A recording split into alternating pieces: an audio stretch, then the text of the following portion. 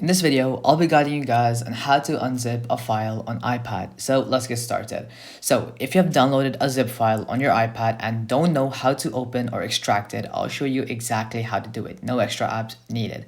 So what you want to do is first open the Files app. This is a built-in app in your iPad, and your zip file would probably be in the downloads section under on my iPad or iCloud Drive.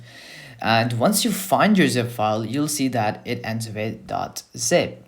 Now to extract it, you just want to tap on the zip file one time and iPad will automatically unzip it and create a new folder with the same name, or just extract the file itself. If it's just a single file, it'll just extract the file, but if it's a folder with multiple files inside, it will extract the whole folder and make a new folder with all the files in it.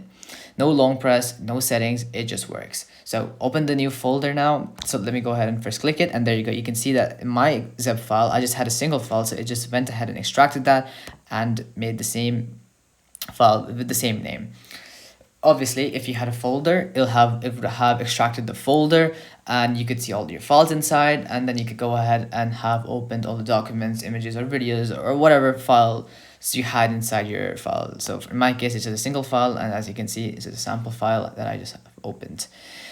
So really simple. Now, if you want, you can move these files to another folder, share them, or open them in another page by just holding and just clicking on move right there.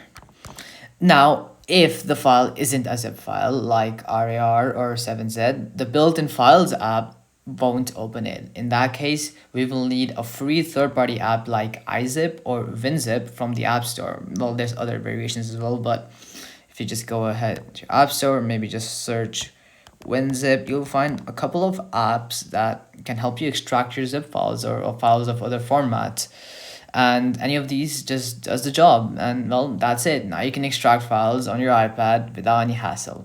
So anyways guys, that'll be for this video. I hope it helped you guys out, and I'll be seeing you guys next time. Peace out.